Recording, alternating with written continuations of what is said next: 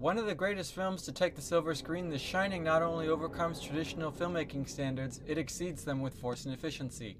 And while today I won't be providing any specific theories, I'll be talking about why so many theories can proliferate out of such a seemingly straightforward movie.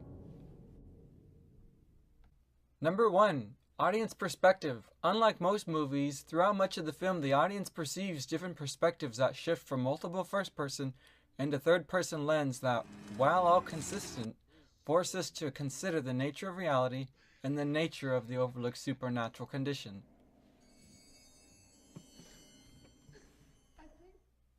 Number 2. The music. The synergy between what is seen and heard is quite remarkable given the bold directions both the music and the film choose to pursue. The movie has a large range of instruments employed, from the New Age-like sounds of a hazy spiritual desert that evoke a sense of vague, uncertain isolation,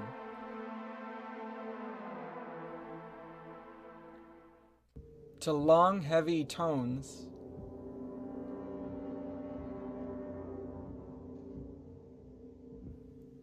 to savage, cannibalistic percussion, Great party, isn't it?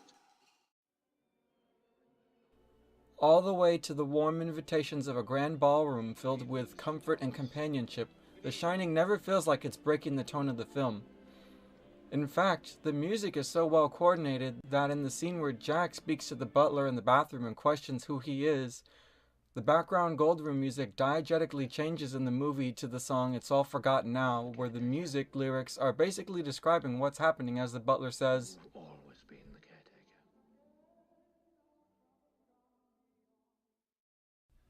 Number 3. Cinematography.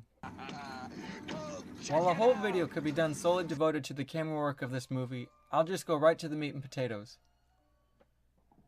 5 years after it was made, The Shining was one of the first movies to use the Steadicam to its full potential. Inventor and photographer Garrett Brown also worked closely with Stanley Kubrick. Eager to incorporate the Steadicam, Kubrick judiciously used it to emphasize the spacious isolation of the hotel in many of his tracking shots, while at the same time evoking a sense of omnipotence and weightlessness.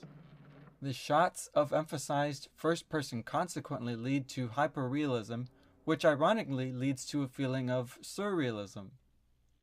Kubrick also employed the age-old technique of one-point perspective. This technique is traditionally seen in photographs and was often used in Renaissance paintings such as The Last Supper. One-point perspective is where all lines converge to the vanishing point on the horizon. It is known for providing focus, balance, wholeness, and a deliberate sense of the subject matter. We can even see this trademark is used in many of Kubrick's other films.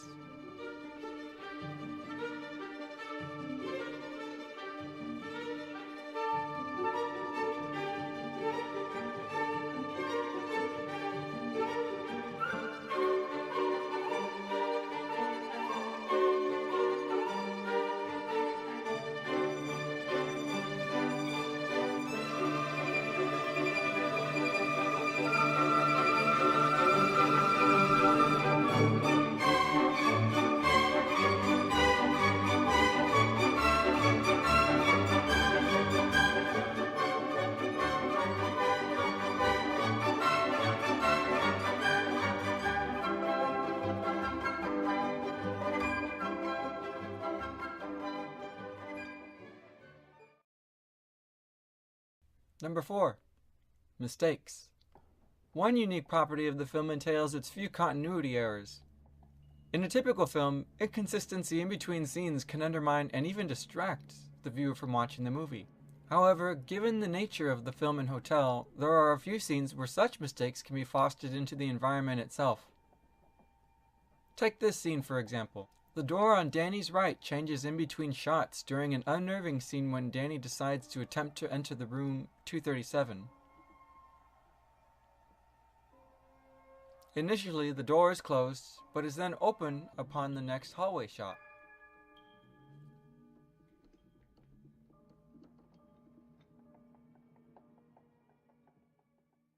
Number 5. Open interpretation, the nature of reality, and fear of the unknown. pigs. Whenever we watch a film, we take for granted that the rules of that universe are established and are played by in that movie. The Shining challenges and evades the exact details to the very nature of the Overlook and the insight experienced by all the characters by limiting our understanding of how the hotel exactly wants to achieve its goals. This plays into taking advantage of one fear that is universal to everyone on some level. Fear of the unknown. And it's exploited on an intimate level.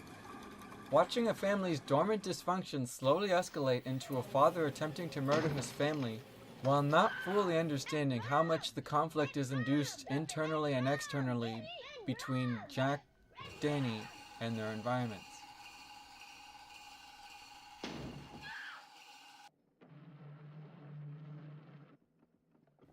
There are a few things that we are certain of in the film, however.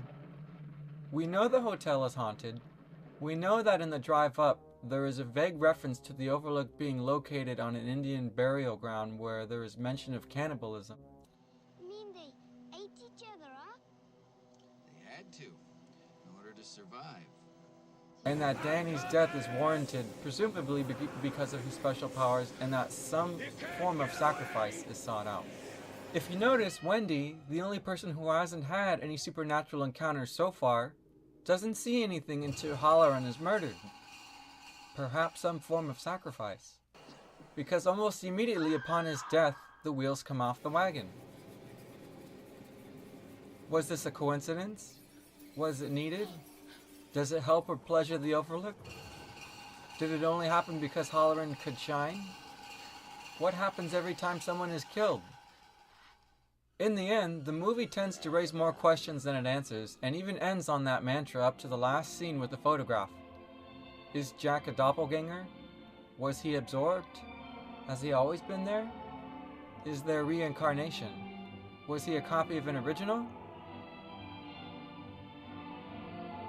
Ultimately, The Shining delivers on a narrative and technical level very few films have ever achieved and will always continue to influence the way great films are made. I hope you guys enjoyed. Thanks for watching.